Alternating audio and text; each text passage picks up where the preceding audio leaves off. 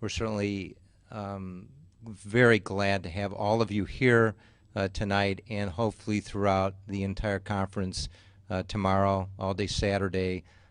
We have just so many wonderful, wonderful speakers that have traveled from all over the United States, world-renowned speakers. So we're in for a very, very exciting weekend.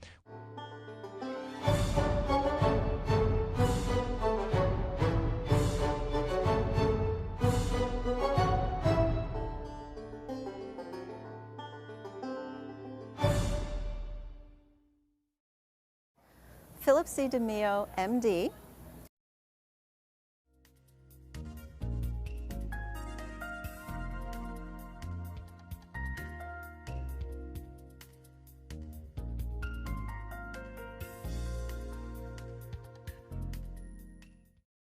Welcome, Doctor. Thank you for giving us a little time this weekend to talk to us. Thank you. Thanks, Jamie. This is great.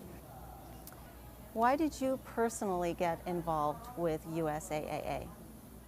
The reason I got involved with US Autism and Asperger Association is because I met Larry Kaplan when he was just starting the organization, and it was very much a new organization, and he felt that other organizations were doing a lot of good, but there were things that needed to be done in addition and differently to be available to some parents. What advice can you give to a parent who, for the first time, hears those words, your child has autism? Well, yeah, being a practitioner, I never forget when a person comes to me and their child is newly diagnosed. You get these little toddlers who are supposed to be rising, the little rising star of the family, and it's devastating. It really, really is, and your hopes and dreams seem shattered. And as a practitioner, it's important for the parents to know there is hope. They're often told their child is not going to do well, that they're not going to have a good life. Many of the parents are still told to institutionalize their child, that there's no hope for autism, it'll never get better, they'll never function, and a bunch of nevers, as Teresa Wang put it. Never do this, and they'll never talk, they'll never walk, they'll never get out of diapers, they'll never live on their own, they'll never get a job, they'll never go to college. Well, many people walking around here are proof that that's not true. My son's an example. Teresa Wang and Larry Kaplan's children are also examples, and many of our families. And because there are people, other parents, scientists, practitioners who want to help. Biomedically speaking, we treat the medical aspects of the kids' GI problems, their immune systems, their brain metabolism, and that's the way to make them better from my standpoint. So we roll up our sleeves, we get to work, and we do the treatments, and we tell people about what those options are here.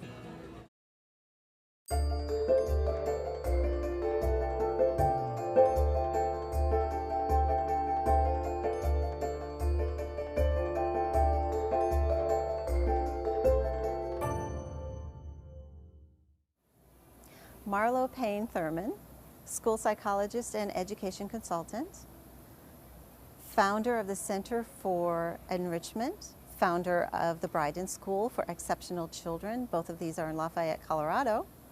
You have been the subject of articles in New York Times, People magazine, Attitude magazine. On top of that, you are also one of the advisory board members of USAAA. Such a great list of accomplishments for one so young. What advice do you have for parents on the subject of education for a child who is challenged with autism or Asperger's? I think kind of the thing I try to bring and try to contribute is this notion that so many of these kids have a lot more ability and capacity for learning and doing things than we give them credit for. And I think, I actually believe that many of these kids actually have higher IQs, and that there's a lot more of these kids that, we have a lot of these kids that have gifted siblings. Why? I mean, you have to be asking these questions. You have to say, okay, we should see 2% of our gifted kids, or 2% of our autistic kids should have a gifted sibling, but it's a lot more than that. And so there's definitely this underlying kind of unmet cognitive ability that these kids have.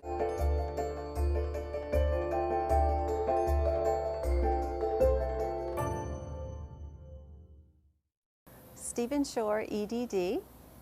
Short list of his accomplishments include board member of Autism Society of America, President Emeritus of Asperger's Association of New England, professor at Adelphi University in New York.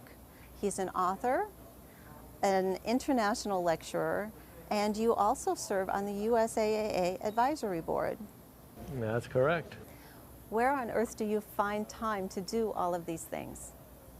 Well, I like to think of splitting my week into half of it, usually the beginning part of the week, is spent at the university, at Adelphi University in New York, doing professor-ish type stuff. The second half of my week I spend at home with my wife up in Boston. And the third half of the week I spend at conferences, just like this. Okay. And they're not supposed to add up because they don't. Now, that doesn't seem very educational, three halves. I'm so glad you found time in your third half of the week to join us today. It's my pleasure. You are one of the keynote lecturers this weekend. What message do you want people to take home from your lecture? The message I want people to take home is that there's a myriad of approaches, and research should be focused on matching best practice to the needs of children on the autism spectrum. And sometimes I see too much of a focus on one approach being better than another. But really what it is one approach may be better for a particular child at a particular time.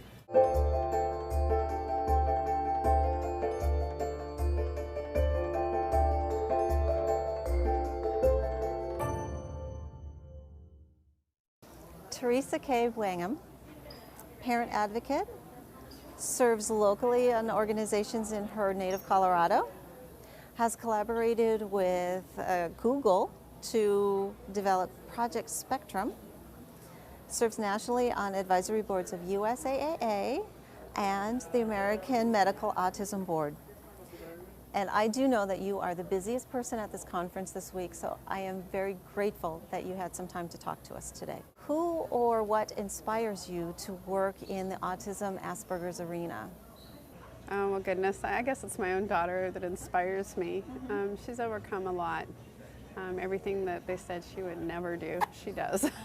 She drives herself to college, you know, it's quite a feat. But my inspiration initially, you know, we were about a year into our diagnosis with our daughter Rachel and really struggling to figure things out. And certainly we haven't figured it all out. There are challenges, but we're further down the road. But I'd heard Temple Grandin Spank. And I remember thinking, my goodness, at the time she was diagnosed, there was so little. And her mom somehow really put it all together for her, just with her gut, knew that she had to engage her child and language was going to be important. And I thought, you know, if they can overcome that, I've got tools. I've got more tools available. And I'd watch Rachel grow. And I thought, this can be done. You know, it's not easy work. It's a challenge. But it can be done. You can really support your child into realizing their fullest potential, and that's what I want to help do. You know, I think we should have a lot more Rachel success stories, a lot more Temple Grandin stories out there. What is your favorite USAAA story?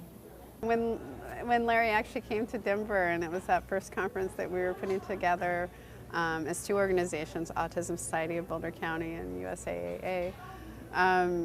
It was a success, and after the keynote had been given, you know, there was a small break as we do here, and people got to look at the different exhibitors, and I had to run to the bathroom. And there were ladies in the bathroom who were crying, moms who were crying.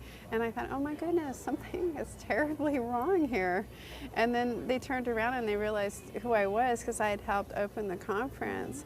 And they were just like, thank you, we have hope. And you know, that at the end of the day is what we're trying to offer, is a little hope. This journey is really hard. Yes, it is. And to have another parent say that to you, it's overwhelming. It's overwhelming, but really in that moment I thought, you know, does it really matter what happens for the rest of this conference? These women right here, right now, feel hope. And I still get that when I go to the bathroom. it's people will recognize you and they'll say something about, oh, I love the conference or whatever. But that's my favorite story.